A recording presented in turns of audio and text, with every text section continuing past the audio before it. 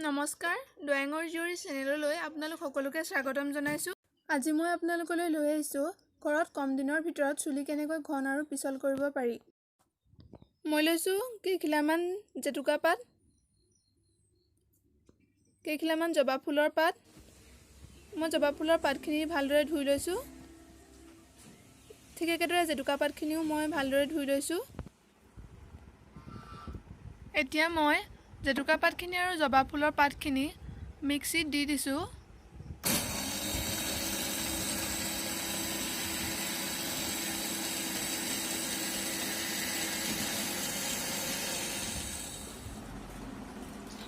এতিয়া জবা ফুলৰ পাত আৰু জেতুকাৰ পাতখিনি একেলগে এটা পাত্ৰত উলিয়াই লৈছোঁ।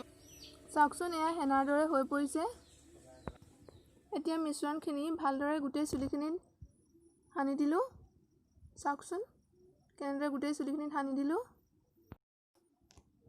এনেদৰে সানি লোৱাৰ পিছত পানীৰে পৰিষ্কাৰকৈ মূৰ ধুলে চুলিখিনি পিছল আৰু মূৰটো শীতল অনুভৱ হয়। এনেদৰে ঘৰতে আমি সহজতে চুলিখিনি ঘন আৰু পিছল কৰিব পাৰোঁ। আপোনালোকৰ যদি আমাৰ চেনেলটো ভাল লাগিল তেনেহ'লে লাইক, কমেণ্ট আৰু শ্বেয়াৰ কৰিব। লগতে ছাবস্ক্ৰাইব কৰিবলৈ নাপাহৰিব।